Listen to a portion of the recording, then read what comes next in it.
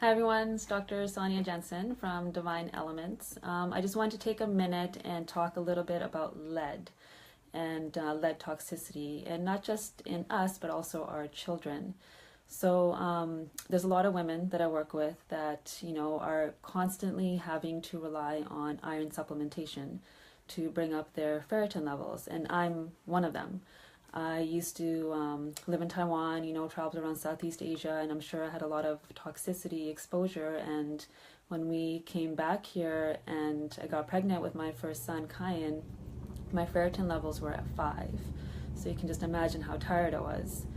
And, I've been supplementing since then, but it kind of got to a point where, my ferritin would go up, but then it would go down. So I just felt like this is something I'm going to have to rely on for the rest of my life, so there has to be something else going on. And then I started thinking more about lead and our exposure to lead today, and especially since my son now has been going to school. So he's in kindergarten, and as a lot of moms and dads probably know out there, it's challenging giving them food to eat. They don't necessarily eat it all, and I found it was the same thing with the water I was giving him. I would give him our Santivia water to make sure he was drinking that throughout the day, but he would come back with it all full. And I would ask him, like, well, why are you not drinking this? And he's like, well, it's fun to drink out of the water fountain. And I thought, okay, well, yeah, that might be something fun to do for you, but this water is a lot better than what you're getting there. And I wanted to give him a reason why. So I started to kind of look into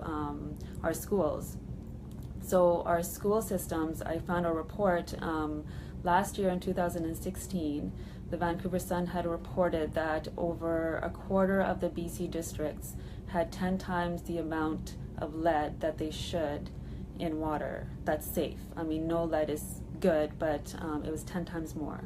So since then, they have said that the school districts need to check their water every year for an annual report.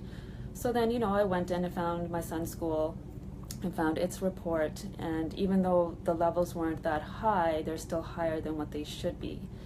So then I started thinking to myself, so here we are in old buildings, right? Because it wasn't until 1978 that lead wasn't allowed in paint anymore, or I think it was in the 70s where they stopped it from being in our gasoline as well.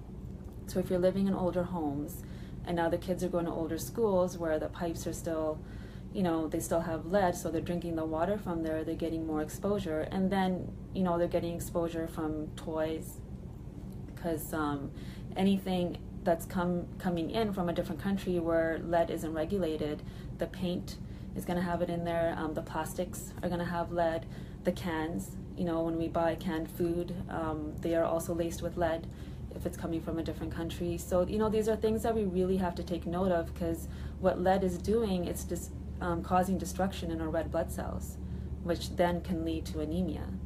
And symptomatically for us, it's creating irritability, it's decreasing our focus. And imagine a child having to stay in a classroom for 6 hours and getting exposed to all this lead toxicity. They're not going to be able to really focus and sit there for that long.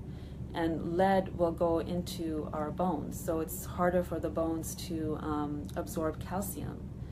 And if we're not absorbing that calcium for those growing bones, they're going to have low growth in their muscles and also their bone structure. And so when we're getting these deficiencies of like zinc, iron, all these like minerals that are really important, because lead will compete with these minerals in the gut for absorption.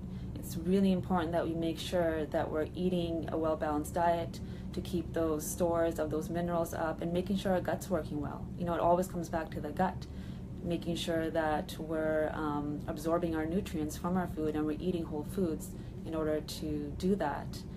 And since lead and iron compete with one another, when we're deficient in iron, we actually absorb 7 times more lead than someone that has appropriate levels of iron in their bodies. So that's something to think about too. So our ability to absorb lead goes up because there's something called DMT1 that is increased by the body to compensate for iron deficiency.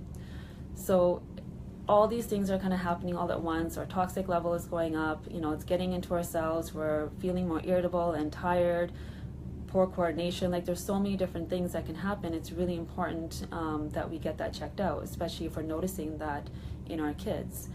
Something simple that you can start doing is vitamin C. That actually takes the lead out of the receptors and allows iron to be absorbed in our gut. So I just wanted to bring some awareness to this, because things that we do every day do influence the rest of our life. So if our children are drinking water from those water fountains, if we've been exposed, like me being exposed to lead and having low irons, I know now my son has those tendencies too. So I need to kind of keep note to make sure that his gut's working well, he's eating well, and to make sure the lead toxicity is low in his body. If you have any questions about this, please feel free to comment below, and I'd be happy to share what I know. Okay, take care.